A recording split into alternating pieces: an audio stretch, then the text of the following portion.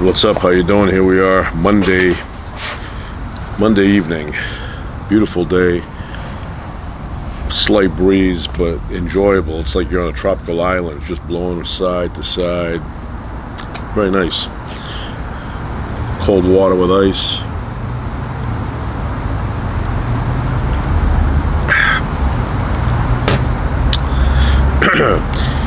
So we're gonna make dinner tonight.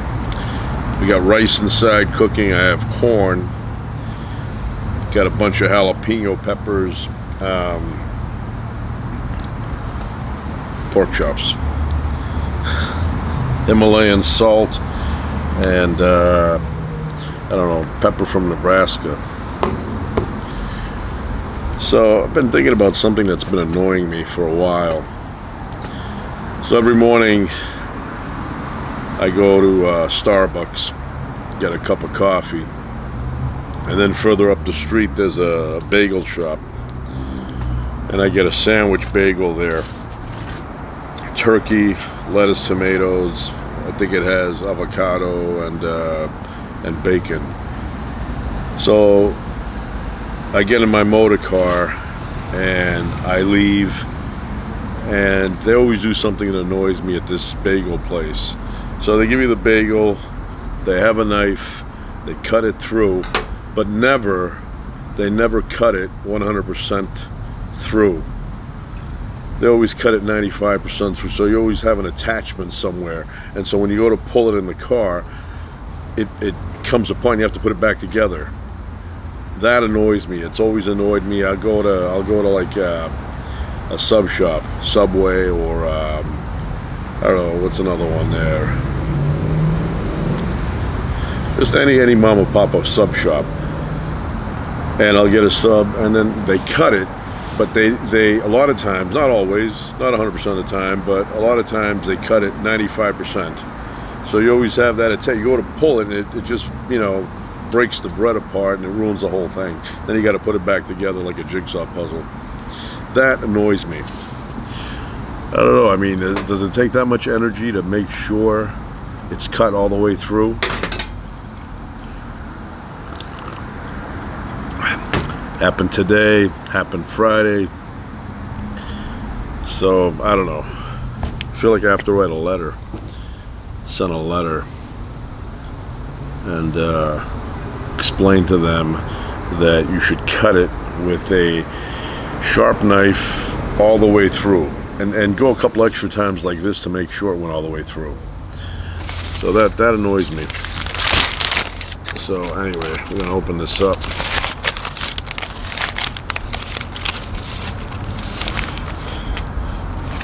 So I have these pieces here, the thin ones. They're for my wife.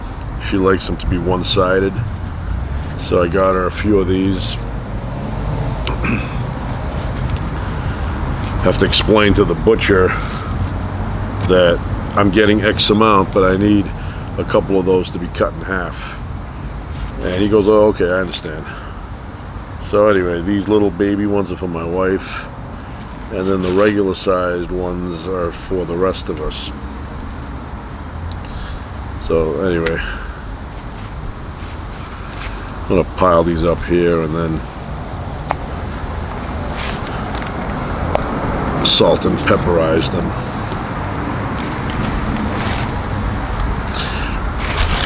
Wash my hands a lot. I'm going to touch it again, but I'll be right back. Alright, I'm back. So, Himalayan salt, which is actually salt from Pakistan, but sounds better to say Himalayan, more exotic. So, put these here.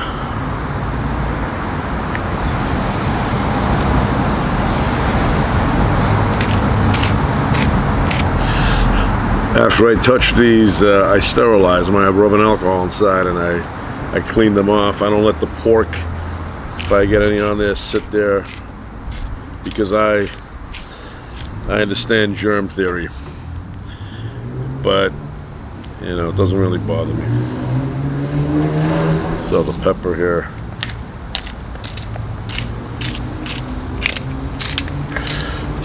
smell that pepper. Very nice.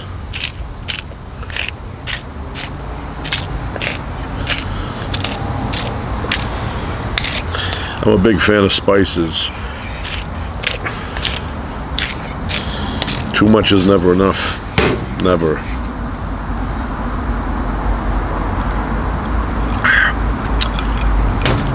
Good water. Now I'm gonna flip them. Just like that.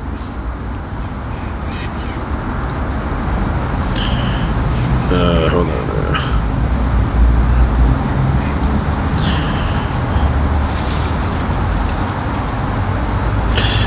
Very slippery a little, you know, it's like handling snails.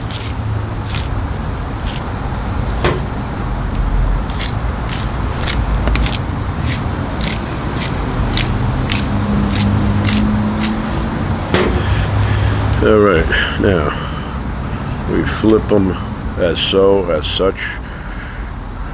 So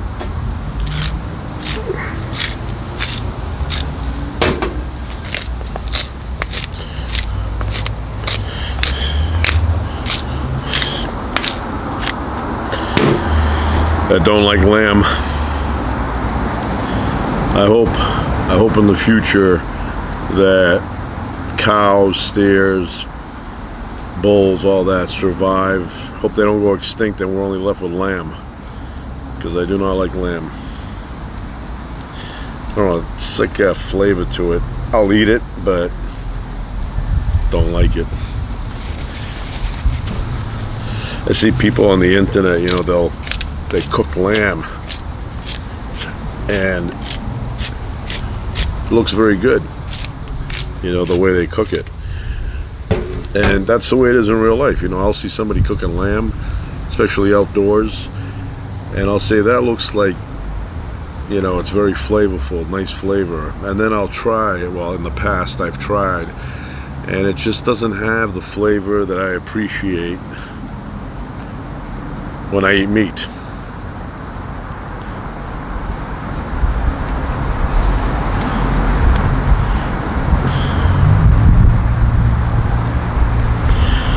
Very nice though. I can't even explain how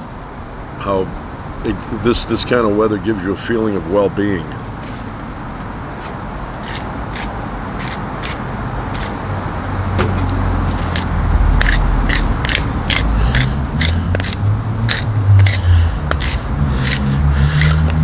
And a lot of people don't know this, but when you cut grass, that smell of freshly cut grass, that's an aphrodisiac.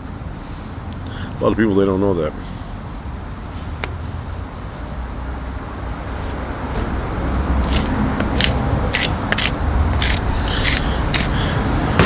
All right.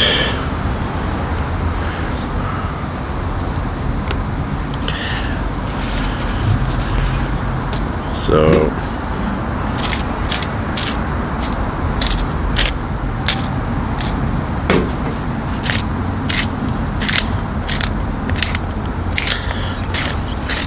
like to visit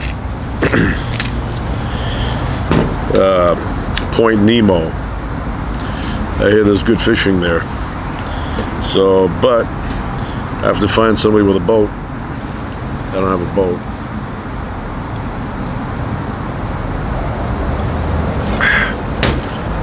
So anyway, I'm gonna go inside. I'm gonna grab my jalapeno peppers. I'm gonna put them on the grill, and then I put them in a brown paper bag, the kind that people used to take for lunch, and I let them cool down in there, and then the skin comes right off. I slice them down. I leave the seeds in because I want the seeds. I don't know, people remove the seeds like it's kryptonite. I like the seeds of every plant, including tomatoes. You know, cut up the tomatoes. I eat the seeds. I eat the seeds from the jalapenos. Anyway, so then I'll add a little bit of salt, vinegar, olive oil, and I munch them down. So I'm gonna go grab those right now, and I'll be back. So I'm gonna do some editing right about here. All right, I'm back. Get the jalapenos. Look at these good-looking peppers. Look at that. Nice jalapeno. Gotta buy some chili peppers. Look at that one. So I'm gonna grill all of those, and then I'm gonna put the pork on there, and then we eat. What was I gonna say? I was gonna mention the $6 Million Man. Been on my mind lately. I don't know. I gotta find a way to arrange it. I'd like to meet Lee Majors. I know he's old now, but when he meets me, he will be meeting his biggest fan in the history of the universe. Couldn't get enough of that show when I was a kid. It was such a big part of my childhood. I did all that stuff. I ran in slow motion, thinking that the people watching me, they were thinking, wow, look at that guy go. Even though I was running in slow motion, just I was pretending that when they saw me run, they were like, holy crap, look at that. And then I would look, I'd close one eye, and I'd make the sound in my head and pretend I could see better than I actually was seeing. I would pretend to read the writing on a postage stamp from 300 yards away. But, you know, even when I would lift things up, it could be a glass of water, I'd make the noise, I'd drink it. And that lasted until the show went off the air.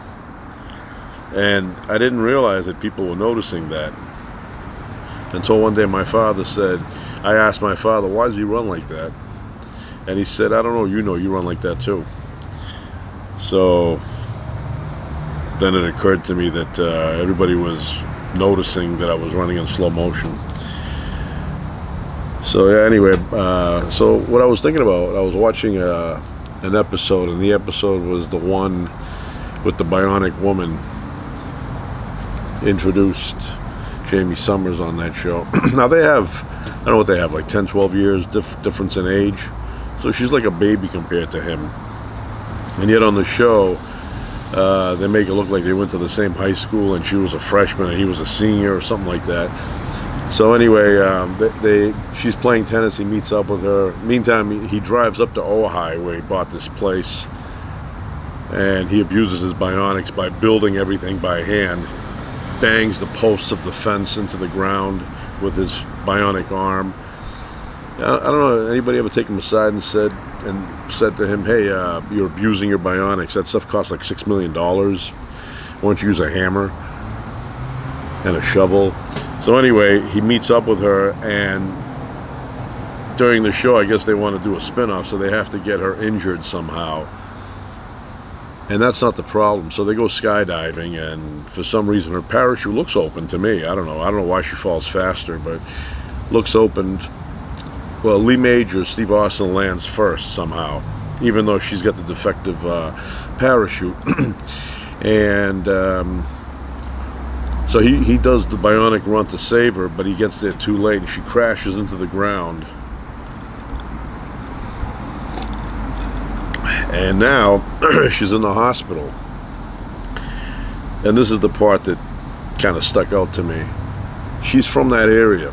She went to school there. She lived there her whole life. She's in the hospital alone. The only people there are Lee Majors, $6 Million Man, Steve Austin, and his mother. That's it. What happened? Her parents got the call, and they're like, yeah, we're busy. It's like, your daughter's in the emergency room. Urgent care. She's not even urgent care, it's beyond that. She may not make it. She's badly injured. And they're like, yeah, I don't know, we're not going to be able to make it ourselves. Her parents did not show up. And I don't know, maybe there's a backstory. Maybe her parents died. Maybe that's, you know, I have to look that up. I'm making the video without the knowledge. But it was just kind of funny in a weird way that her parents, relatives, nobody showed up. It was only this guy who just started dating her and his mother, who to me seems very nosy, the mother. So I don't know, I'll have to look it up, what happened to Jamie Summers' parents, because they should have been there at the hospital. Fell out of a plane with the parachute not working properly. But yeah.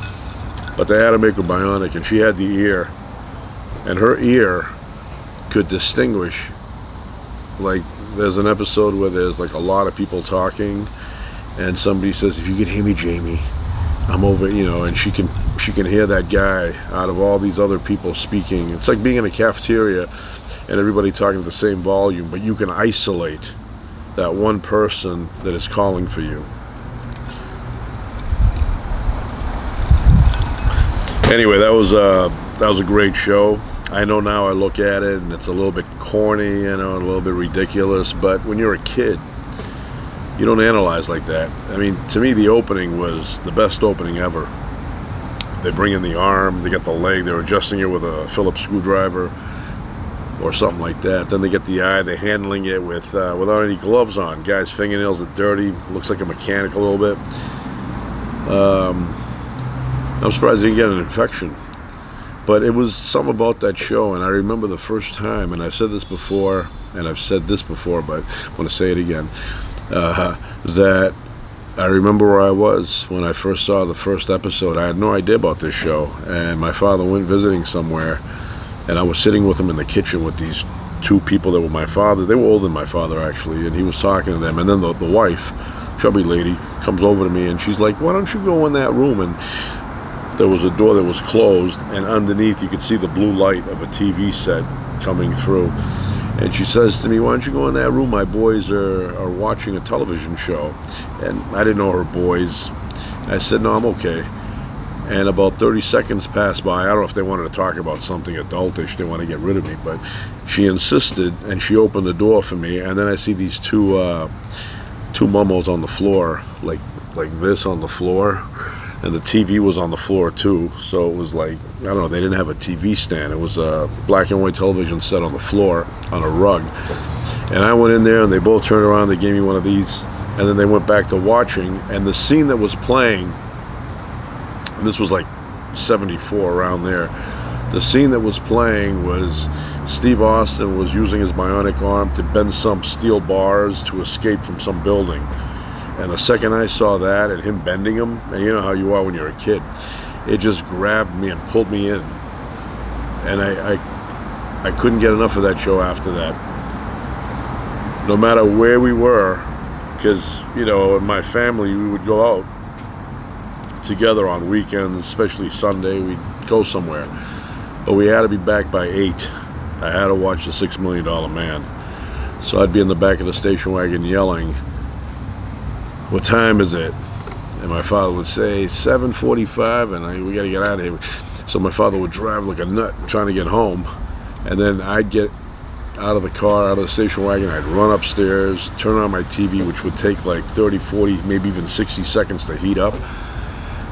And then finally I would get the opening credits, and it would make the week. I mean, it was like the perfect thing. I had Saturday morning cartoons on Saturday.